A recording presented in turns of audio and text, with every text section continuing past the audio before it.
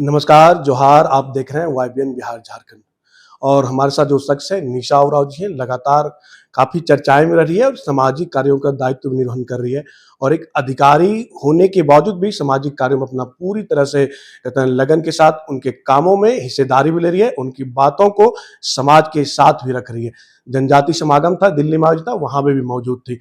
निशा जी, सबसे पहले वाईबीएन में बहुत-बहुत आपका जोहार रहेगा। धन्यवाद, जोहार आपको। एक म पहला सवाल यही रहेगा कि आप अधिकारी होने के नाते कैसे मन किया कि समाज को आगे बढ़ाना है, समाज की बातों को आगे ले जाना है, समाज के बीच में रखना है? देखिए जो अधिकारी होता है, हर अधिकारी का मुख्य लक्ष्य समाज सेवा ही है।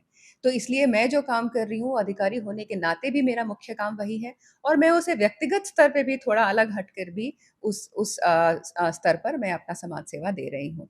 क्योंकि ये एक समाज का सदस्य होने के नाते मुझे लगता है जन्म से ये सभी की ज़िम्मेदारी होती है। मैम, आपने पेशा का ड्राफ्टिंग भी किया था, लेकिन पेशा बनने के बाद आपने कहा कुछ खामियाँ हैं, कुछ बदल दी है। क्या लगता है अब सरकार उन पेशों में बदलाव की चाहत रख रही है कि जैसे है वैसे ही रहेगा? देखिए, फ़िलहाल तो सरकार की तरफ से ऐसा कोई बयान जारी नहीं हुआ है। मेरे द्वारा उसकी ड्राफ्टिंग की गई थी और समाज के पारंपरिक अगुवा के सुझाव के आधार पर ही ड्राफ्टिंग की गई थी। तो जो सामाजिक अगुवा हैं, उनकी आकांक्षा भी उस ड्राफ्ट में थे। लेकिन मेरे ट्रांसफ़र होने के बाद ही उस ड्राफ्ट में कुछ बदलाव किए गए, जो मूल बदलाव थे। उससे जो है आदिवासी समाज, सरना समाज के जो अधिकार हैं और पेशा कानून का जो मूल स्वरूप है, उससे कहीं न कहीं असंगत हो रहा है आज का जो नियमावली है। लेकिन सरकार की तरफ से ऐसा कोई जो है जारी नहीं किया गया है ऐसा सूचना कि वो अलग उसे कुछ बदलाव करना चाह रहे हैं या सुधार करना चाह रहे हैं, बल्कि अभी हाल में भी कांग्रेस का भी प्रेस कॉन्फ्रेंस हुआ था और आपका सरकार पंचायती राज विभाग का भी कॉन्फ्रेंस हुआ था, लेकिन कहीं पर भी तो सुधार करने की चर्चा नहीं की गई है अभी तक। निशा जी, आपने जब कहा कांग्रेस की बात, कहा जब कांग्रेस की मीटिंग चल रही थी, बीएनआर में हो रही थी, आपके जो पापा हैं रामेश्वर उरांव, कालीचरण मुंडा, 2 ही लोग को था, उन्होंने पार्टी में रहते हुए उन्होंने आवाज़ उठाया था, कि ये जो पेशा कानून है, सरकार में हम हैं, लेकिन इसको बदलने की उन्होंने माँग की था कि हम किस मुँह से जाएँगे, अपने गाँव में किस मुँह से जाएँगे? सरकार में रहते हुए बात उन्होंने उठाया था, तो क्या सरकार पे इसका कोई असर नहीं है? जी, फ़िलहाल तो अभी तक जो दावे किए जा रहे हैं और अखबार में भी छप रहे हैं, वो हमेशा ये छप रहे हैं कि भई पेशा कानून जो है बहुत अच्छा बना है। तो सुधार तो वो स्वीकार ही नहीं कर रहे हैं। मैं एक उदाहरण देना चाहती हूँ चूँकि ये सवाल आया है। जैसे ज़मीन के मुद्दे मुद्दे पर हम लोग चर्चा करते हैं। अभी वहाँ पे अखबार में आया कि जो रजिस्टर 2 की प्रतिलिपि है, आप ग्राम सभा को सौंपिए और इससे जो है ज़मीन पर जो कब्ज़ा छुड़ा पाएँगे ग्राम प्रधान। ये बिल्कुल जो है गलत खबर चलाई गई। क्योंकि जो आज का नियमावली है, उसके प्रावधान सुनिए। जो हमारे समय में जो प्रारूप जारी हुआ था, उसमें ज़मीन पर अवैध कब्ज़ा छुड़ाने की ताकत ग्राम सभा को दी गई थी। उसी प्रकार जो ज़मीन का हस्तांतरण होता है या भूमि अधिग्रहण होता है सरकार के द्वारा और प्राइवेट कंपनी या पीएसयू के किसी काम के लिए, भूमि अधिग्रहण जब होता है, उसमें भी जो है ग्राम सभा को विशेष अधिकार पुराने ड्राफ्ट में दिए गए थे, जहाँ पर मैं आपको समझाने का प्रयास करती हूँ, आपके माध्यम से दर्शक को, इस बात को समझिए, आज जो भूमि अधिग्रहण जो होता है, उसमें आज की नियमावली में प्रावधान है कि जो कोरम है, ग्राम सभा का कोरम पूरा करते हुए सहमति ग्राम सभा से ली जाएगी भूमि अधिग्रहण के पहले। जबकि जो हमारे समय का प्रारूप था, उसमें जो प्रावधान था, उसमें लिखा था संसूचित सलाह या सर्वसम्मति। अब इसका फ़र्क समझिए, मान लीजिए एक गाँव में 100 सदस्य हैं, मान लीजिए। तो 100 सदस्य में जो नई नियमावली है, उसके अनुसार कोरम काफ़ी होगा भूमि अधिग्रहण के लिए और कोरम क्या है? 1 तिहाई। यानी 100 का 1 तिहाई यानी 30 लोग भी अगर मौजूद हों और वो सहमति दे दें, तो भूमि अधिग्रहण पर जो है सहमति प्राप्त हो जाएगी ग्राम सभा के से। जबकि जो पुराना प्रारूप था, उसमें क्या प्रावधान था? सर्वसम्मति। यानी कि जो भी प्रभावित हो रहे हैं गाँव में, उन सबकी सम्मति सर्वसम्मति चाहिए। मतलब 100 लोग हैं, तो 100 के 100 का जो है आपको सहमति उसमें अनिवार्य था। तो आप ही समझ लीजिए कि भूमि के विषय में भी जो भूमि अधिग्रहण है या भूमि का अवैध कब्जा है, उसमें तो ग्राम सभा को कोई ताकत नई नियमावली में दी ही नहीं गई है। तो किस प्रकार से ये दावा किया जा रहा है कि जो रजिस्टर 2 की प्रतिलिपि दे दो और ग्राम सभा को बहुत ताकत मिलेगा ज़मीन के मामले में, ये मेरी समझ से परे है। तो आप खुद ही गए थे, जो अपाहन लोग से मिला था, वो अपनी बातों को रखा था। कहा गया है कि नहीं, पेशा का उल्लंघन वहाँ पे हुआ है। कई लोगों को प्रेशर बनाया जा रहा है धर्मांतरण को भी लेके। अगर कोई आपने जिस तरह से कहा था कि आदिवासी है, पहान है, वो अगर कन्वर्ट हो जाए तो उनको स्वतः छोड़ देनी चाहिए। इन बातों को लेके भी चर्चाएँ तेज हुआ, आप पे किस तरह से कटाक्ष हुआ?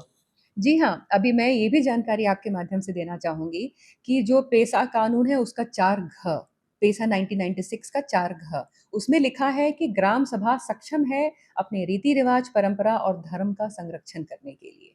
और उसी प्रकार से जो नई नियमावली जो जारी हुई है, उसमें भी 23(1) का प्रावधान है, जिसमें वही शब्द लिखे हैं कि ग्राम सभा अपने सामाजिक, धार्मिक रीति-रिवाज का संरक्षण करने में सक्षम होगी और उसके लिए आवश्यक कदम उठाएगी। और ये प्रावधान मेरे द्वारा ही डाला गया था, इसमें बदलाव नहीं किया गया है।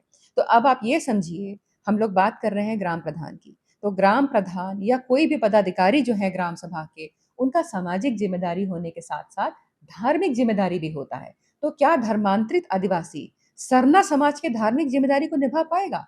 जब वो निभा नहीं पाएगा, तो ये तो पेसा कानून का उल्लंघन है, क्योंकि पेसा कानून तो आपके सामाजिक एवं धार्मिक प्रथा का संरक्षण कर रहा है, दोनों का संरक्षण कर रहा है। तो अगर आप धार्मिक प्रथा का संरक्षण नहीं कर पा रहे हैं ग्राम सभा से, तो ये तो पेसा कानून का साफ-साफ उल्लंघन है, संविधान का उल्लंघन है, बल्कि सुप्रीम कोर्ट का भी निर्णय आया था, उसका भी उल्लंघन है। और इसी कानूनी आधार पर हम लोगों ने ये माँग की, समाज ने ये माँग की कि जो भी धर्मांतरित आदिवासी हैं, वो ऐसे पद से स्वतः हट जाएँ, नहीं तो उनको हटाया जाएगा। अब आपने सरना सनातन की बात की, सरना सनातन एक है, जब से इन बातों को रखा है, कई संगठन ने, आप अगर स्क्रॉल करेंगे फेसबुक में तो आप पे लगातार ये टारगेट किया जाता है कि निशा और आदिवासियों के दर्द क्या जाने, क्योंकि आपने तो इंटरकास्ट मैरिज किया है। तो इन चीज़ों को लेकर क्या लगता है? इन सब से कोई इफ़ेक्ट होता है या समाज में और मजबूती मिलता है आपको जाने का? देखिए जहाँ तक मेरे ऊपर व्यक्तिगत हमला है, ये 2 चीज़ें तो साबित कर देता है। पहला कि जो व्यक्तिगत हमला कर रहे हैं, उनके पास मुद्दा पे बोलने के लिए कोई ठोस बातें नहीं हैं। इसीलिए वो व्यक्तिगत हमला करके ध्यान भटकाते हैं, नया नैरेटिव बना देते हैं। और जहाँ तक मेरी शादी का सवाल है, वो मेरा निजी जीवन है और मैं आज एक बहुत संवेदनशील जो है बात कहना चाहती हूँ। मेरा शादी जो है, आज एक सनातनी से हुआ है, जिसके कारण मेरा जो है रीति-रिवाज या मेरा धार्मिक आस्था, मैं धर्मेश का पूजा करती हूँ, सरना माता का पूजा करती हूँ, चालू आया का पूजा करती हूँ। मेरी धार्मिक आस्था पे कोई प्रभाव नहीं आया है, बल्कि मेरे जो पति हैं, वो भी इनकी पूजा कर लेते हैं। क्या मैं विदेशी धर्म के किसी पालन करने वाले से शादी करती, तो क्या ये संभव हो पाता? क्या मैं अपने धार्मिक आस्था को बचा कर रख पाती? क्या मुझे इसकी अनुमति मिलती कि मैं विदेशी धर्म वालों से अगर शादी करती, तो क्या मुझे अनुमति मिलती कि मैं अपने धर्मेश का पूजा करूँ, मैं चाला आयो का पूजा करूँ? आज मैंने सनातनी से पूजा किया है और इसीलिए जो हम लोग का संगम है, उसमें सरना आस्था को भी जगह है, सम्मान है और यही चीज़ आपको गाँव में भी देखने को मिलेगा। गाँव में सदियों से जो हिंदू सनातनी रहते हैं गाँव में, वो अपना पंडित से पहले भी जो पूजा कराते हैं, वो बैगा पाहन से कराते हैं। यानी कि जो सनातनी हिंदू हैं, वो तो बैगा पाहन हमारे आदिवासी समाज के भगवान को भी स्वीकार कर रहे हैं, उनके रीति-रिवाज को स्वीकार भी कर रहे हैं, तो उनसे सनातनी हिंदू से खतरा कहाँ है हम लोगों को? आप इतिहास देखिए और इतिहास देखने से पता चलता उस समय तो आरएसएस या बीजेपी था भी नहीं। तो उस समय से ये जो एकता हम दोनों एक ही परिवार के हैं, एक जड़ें हैं, एकता है हम दोनों में, हम दोनों भाई हैं, एक माँ की संतान हैं। इसका उदाहरण तो आप गाँव जाइए, आपको गाँव से ही मिल जाएगा। तो ये जो नैरेटिव जो फैलाया जा रहा है कि सरना सनातन एक नहीं है, ये क्यों फैलाया जा रहा है? ये आदिवासियों को के मन में डर पैदा की जा रही है, शंका पैदा की जा रही है, उनको ये कहने की कोशिश की जा रही है कि सरना सनातन एक बोलोगे तो तुम्हारी पहचान जो है मिट जाएगी, खत्म हो जाएगी। ये बात बिल्कुल सच है कि जो सरना आस्था है, रीति-रिवाज है, वो अलग है। प्राचीन काल से हम उसी रीति-रिवाज का पालन करते आ रहे हैं और उसे संरक्षण की भी ज़रूरत है। मैं जैसे आपसे एक सवाल कहना चाहती हूँ, जैसे आपका नाम क्या है? मनीष झा। मनीष झा। आपके कोई भाई हैं? एकदम है। उनका नाम? चंदन झा। चंदन झा। तो मनीष झा और चंदन झा उन्हीं का मैं उदाहरण देना चाहती हूँ। आज जो मनीष झा जी हैं और चंदन झा जी हैं, दोनों का नाम अलग है, दोनों की अपनी अलग पहचान है आपकी सोसाइटी में और दोनों का अपना अलग व्यक्तित्व है। तो इनकी अपनी अलग पहचान है, अपना अलग व्यक्तित्व है दोनों चंदन झा और मनीष झा जी का, लेकिन दोनों भाई हैं और एक ही परिवार के हैं और दोनों में एकता भी है, प्यार भी है। तो क्या मनीष झा और चंदन झा इन दोनों में एकता रहने की वजह से या प्यार रहने की वजह से चंदन झा की पहचान मिट जा रही है? या क्या मनीष झा की पहचान मिट जा रही है? तो 2 भाई में एकता रहने से या 2 भाई एक ही परिवार के हैं, उससे दोनों भाई की अपनी पहचान को कोई खतरा नहीं है। यानी सरना सनातन एकता से, सरना सनातन के भाई कहने से सरना पहचान को खतरा नहीं है। पहले तो ये समझना होगा कि खतरा किससे है और कहाँ से है, और सिर्फ एक जगह से है, वो है धर्मांतरण। आज अगर सरना पहचान को खतरा है, रीति रिवाज और पूर्वजों और देवताओं के अस्तित्व को जो खतरा है हमारे, वो सिर्फ और सिर्फ धर्मांतरण से है। जो ट्राइबल समागम हुआ, जनजाति समागम, उसको भी लेके लगातार चर्चाएं हैं। आप वहाँ पे थी, आपको लेके बोला कि ये जनजाति समागम नहीं है, ये बीजेपी आरएसएस का विंग है। वो आरएसएस इसलिए समागम करवा रही है क्योंकि आदिवासियों को हिंदू बनाने की साजिश चल रही है, और इनको लेके लगातार, इसलिए ये आदिवासियों की किसी तक कतई नहीं था कि आदिवासियों का विकास में बात हो। डिलिस्टिंग की बात होनी थी लेकिन नहीं हुआ, लेकिन हिंदू बनाने की बात आरएसएस की विंग वहाँ की है। देखिए, मैं तो ये समझ नहीं पाती हूँ कि बार-बार ऐसा कहा क्यों जाता है कि वो आपको हिंदू बना रहे हैं। अच्छा, ज हिंदू बनाने के लिए सबसे पहले तो वो आपको कहते कि आप हमारी वर्ण व्यवस्था में आ जाओ, और दूसरा कहते कि आप पंडित पूजा कराओ, आप पाहन से पूजा छोड़ दो। लेकिन हो तो उल्टा रहा है। आप देवड़ी मंदिर जाइएगा तो मुंडा पाहन से हिंदू ही आते हैं पूजा कराने। वो तो नहीं कहते हैं ये पाहन क्यों पूजा कर रहा है, हटाओ इनको, हमारा पंडित पूजा करेगा। तो हिंदू समाज तो आप पे थोप नहीं रहा है। आरएसएस, या जो मेरी जहाँ तक जानकारी है, उस समागम में इतने 550 से अधिक जनजातियां आई थी, 2.5 से 3 लाख लोग आए थे पूरे देश से, और वहां से माननीय गृह मंत्री महोदय ने भी यही बात कही थी कि अपने रीति रिवाज और अपने आस्था और सबको संरक्षण रहना है, और इसी का प्रण लेके आप लोग वापस जाइए अपने अपने घर। और उन्होंने कहा, उन्होंने धर्मांतरण के विरोध में बहुत सारी बातें कही थी। तो आज इससे ये तो साबित हो रहा है कि वहाँ तो बिल्कुल नहीं कहा गया कि जो आपका आस्था है, वो पिछड़ा है, भूत पूजा है, आपको अपना आस्था छोड़ देना चाहिए, आपको अपना भगवान छोड़ देना चाहिए, हमारे पंडित से पूजा करो, वही सही, ऐसा तो वहाँ नहीं कहा गया। बल्कि कौन हमें कहता है अपना भगवान छोड़ो? कौन हमें कहता है कि तुम्हारा भगवान का पूजा तो भूत पूजा है? कौन हमारे भगवान का अपमान करता है? कौन हमारे रीति-रिवाज को कहता है पिछड़ा है, अंधविश्वास है? क्या इसको बताने की मुझे ज़रूरत है? उनके बातों को भी तो अमित शाह ने कहा दिया बनवासी, तो उनका पुतला जला दिया गया। बोला कि आदिवासी बनवासी नहीं हो, तो उनको लेके यहाँ पे लगातार चर्चाएं चल रही है, कौन होते हैं हमको बनवासी कहने वाले। देखिए, ये सब एक तरह का जो धर्मांतरित आदिवासी हैं और उनके में चमचे हैं, जो उनके साथ जुड़े हुए हैं, अपने निजी लाभ के लिए जुड़े हुए हैं उनके साथ, ये सब उनके द्वारा एक नैरेटिव बनाने की कोशिश की जा रही है, मुख्य मुद्दा से भटकाने के लिए। और मुख्य मुद्दा है कि डिलिस्टिंग से फ़ायदा है कि नहीं? जहाँ तक वनवासी का बात है, मैं पूछती हूँ, आदिवासी जो पहले जंगल में रहते थे, आज भी जंगल में रहते हैं, तो टेक्निकली तो वनवासी हैं ही ना। यहाँ आपको समस्या थी कि मूलवासी हैं कि नहीं? तो एक बात मैं पूछती हूँ, संविधान में आदिवासी शब्द को स्थान नहीं दिया गया है। संविधान में अनुसूचित जनजातीय को स्थान दिया गया है। और क्यों? क्योंकि संविधान निर्माताओं में भी डिबेट चला था कि आदिवासी शब्द संविधान में लिखा जाए कि नहीं, लेकिन मूलवासी हैं कि नहीं हैं, इसी बात पे चर्चा करते हुए संविधान निर्माताओं का कहना था कि यह साबित करना और इस विषय पे आगे बढ़ना कि कौन मूलवासी है, कौन नहीं है, ये बहुत जटिल प्रक्रिया है और इस पर हम नहीं जाएँगे, इसीलिए हम लोग अनुसूचित जनजाति को ही स्थान देंगे संविधान में। ऐसा कहते हुए संविधान के निर्माताओं ने आदिवासी शब्द को स्वीकार नहीं किया और जनजातीय शब्द लिखा, तो मैं पूछती हूँ, क्या जलाएँगे आप संविधान को भी? उसमें तो आदिवासी शब्द नहीं है। और क्या आप संविधान के निर्माता अंबेडकर बाबा का भी पुतला जलाएँगे? क्योंकि उन्होंने तो आदिवासी शब्द को स्वीकार नहीं किया। अंतिम सवाल डीलिस्टिंग को लेकर, डीलिस्टिंग को लेके इतना हाई तौबा मचा है। एक जैसे आप लोग समर्थन कर रहे हैं, दूसरे जो नहीं समर्थन कर रहे हैं, उनकी ज़्यादा हाई तौबा है कि आखिर डीलिस्टिंग क्यों? उनका कभी तर्क देना है, क्या ब्लड बदल जा रही है? अगर आदिवासी, अगर हम क्रिश्चियन में कन्वर्ट हो रहे हैं, क्या हमारी ये ब्लड बदल जा रही है? कई तरह के चर्चाएँ, कई तरह के तर्क दिए जा रहा है, इसको लेके क्या कहेंगे? देखिए, आदिवासी को ये कहना कि आदिवासी का कोई धर्म नहीं होता है, आदिवासी की पहचान उसका डीएनए है या उसका गोत्र है या जन्म से आदिवासी होता है, मैं इन बातों को ख़ारिज करती हूँ, बल्कि समाज भी इन बातों को ख़ारिज करता है। मैं सीधा-सीधा पूछती हूँ, कोई भी आदिवासी जन्म से आदिवासी नहीं होता है। कोई भी आदिवासी जब जन्म होता है, उसका संस्कार होता है, जन्म संस्कार। जैसे आपका छठी होगा, आपका कानभेदी होगा, पत्थलगड़ी होगा, ये जन्म संस्कार हैं। और ये जन्म संस्कार होने के बाद ही वो जो आदिवासी बच्चा है, वो अपने पूर्वजों से जुड़ता है, अपने रीति-रिवाज से जुड़ता है, अपने देवताओं से जुड़ता है, तब वो आदिवासी बनता है।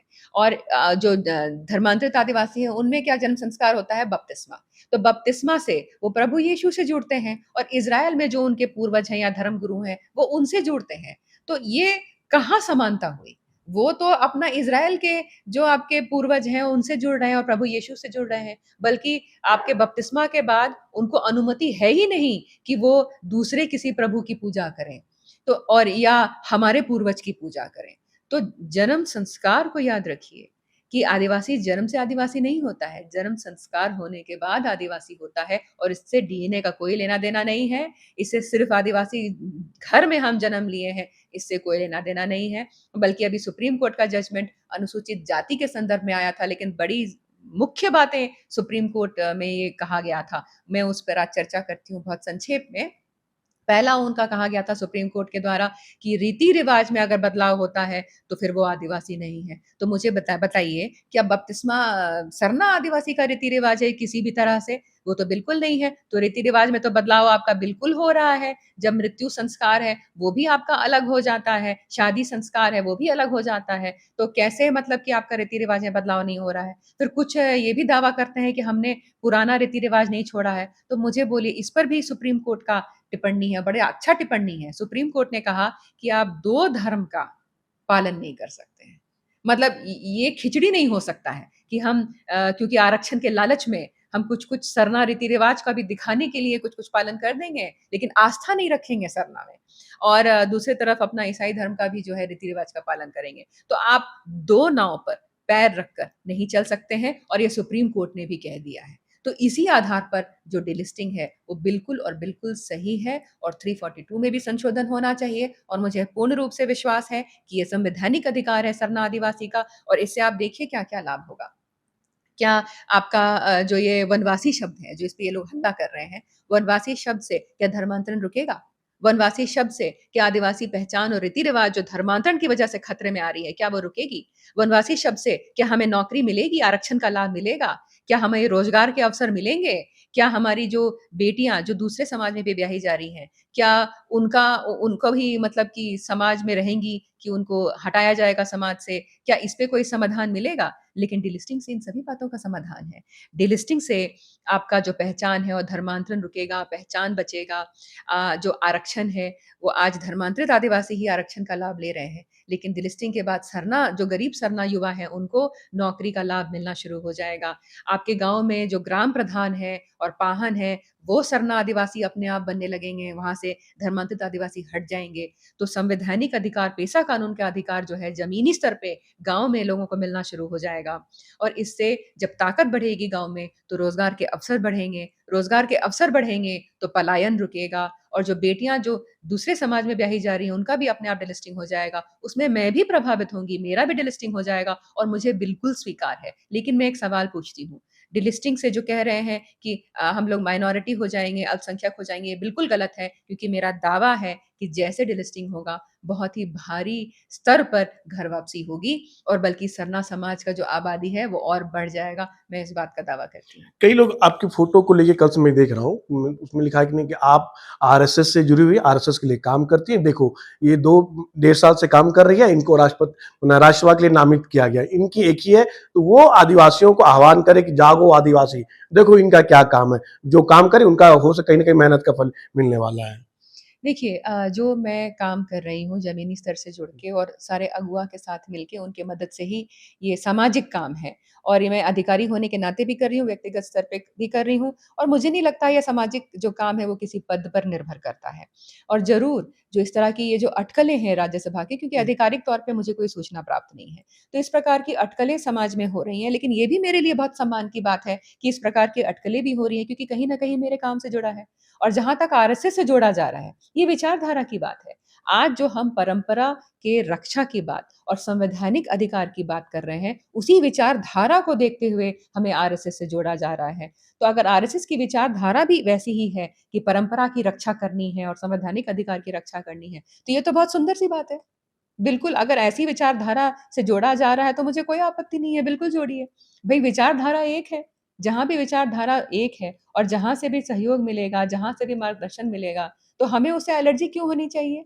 क्या हम आदिवासी समाज के लोग किसी विशेष पार्टी में पैदा हुए थे या किसी विशेष संगठन में पैदा हुए थे? क्या हमारे समाज में ऐसा कोई नियम था कि दूसरे जो हमको मदद करने आएँगे तो आदिवासी ऐसे में तो समाज से कोई दिग्भ्रमित कर रहा है कि आपको लेके एक आदिवासियों को आप आदिवासी हैं, ये ऐसी हैं, तो दिग्भ्रमित करने का साजिश भी हो सकता है ये देखिए, लोगों को। हाँ, ज़रूर इस तरह के मुझ पे ज़रूर इस प्रकार का आरोप लगाया जा रहा है कि मैं आरएसएस का जी, विचारधारा को जो है प्रमोट कर रही हूँ। मैं सिर्फ़ इतना कहना चाहती हूँ, हमारा एक ही विचारधारा है, जो कि संविधान में भी लिखा है और जो कि सुप्रीम कोर्ट में भी निर्णय अभी-अभी आया है। तो आप मुझे ये भी कह सकते हैं कि मेरा संवैधानिक विचारधारा है। आप मुझे ये भी कह सकते हैं कि मैं सुप्रीम कोर्ट की अंधभक्त हूँ, क्योंकि जो सुप्रीम कोर्ट कह रहा है, मैं उसका आँख बंद करके पालन करना चाह रही हूँ और आप मुझे आरएसएस का भी चमचा कह सकते हैं। आपकी जो इच्छा है, मुझे ज़रूर कहिए। मैं सिर्फ़ ये कहूँगी कि मैं एक विचारधारा का पालन कर रही हूँ और आदिवासी समाज को भी मुद्दा पर विचार करना है। जो इस प्रकार का भ्रम का मायाजाल है कि ये आरएसएस का है या बीजेपी का है, उसमें मत फँसिए, मुद्दा पर ध्यान दीजिए और जो सही मुद्दा आपके लिए उठा रहा है, वो कोई भी संगठन है, कोई भी पार्टी है, लेकिन वो मुद्दा आपके लिए सही है, तो फिर मुद्दा पे ही सिर्फ़ बात कीजिए और मुद्दा पे ध्यान दीजिए और अगर कोई आपको मदद करना चाह रहा है या आपके ही परंपरा को मजबूत करना चाह रहा है, जैसे कि गाँव में ही देखिएगा तो बैगा पाहन से जो सनातनी हिंदू पूजा करा रहे हैं, क्या आरएसएस ने उन्हें सिखाया है? वो तो आरएसएस तो 100 साल से है, लेकिन जो बैगा पाहन से सनातनी हिंदू पूजा करा रहे हैं गाँव में, वो तो सदियों से करा रहे हैं। तो क्या वहाँ के गाँव के सरना आदिवासी को कहना चाहिए कि हम पूजा नहीं करेंगे आपके लिए? ये तो बड़ी अजीब-सी बात है ना। तो जहाँ पे कोई खुद ही हाथ बढ़ा रहा है आपको, आपको भाई मान रहा है, आपको परिवार का हिस्सा मान रहा है और आपके लिए प्यार कह रहा है, तो फिर आप बोलिएगा कि ज़मीन लूटने आया है। मतलब आप किसी न किसी प्रकार से मन में शंका डालिएगा, तोड़िएगा, काटिएगा और ज़मीन की बात करते हैं, तो आज देश में, पूरे देश में तीसरे या चौथे स्थान पर चर्च ही सबसे बड़ा ज़मीन का मालिक है। ये कैसे हुआ? किसकी ज़मीन है जो चर्च के पास है? आदिवासी की ही ना ज़मीन है। तो अब आप देखिए ज़मीन कहाँ है ये भी देख लीजिए। कितना दीकू के पास है और कितना चर्च के पास है। और दीकू से इतना प्रॉब्लम अगर है, तो मैं पूछती हूँ कि अगर दीकू से प्रॉब्लम है, तो बी अम्बेडकर बाबा भी दीकू थे, जिन्होंने आरक्षण दिया, तो उनका आरक्षण भी त्याग कर दीजिए। मैं वाईबीएन न्यूज़ से बात करने के लिए बहुत-बहुत धन्यवाद। आपको भी बहुत धन्यवाद। सहयोगी निहित के साथ मनीष, वाईबीएन बिहार, झारखंड।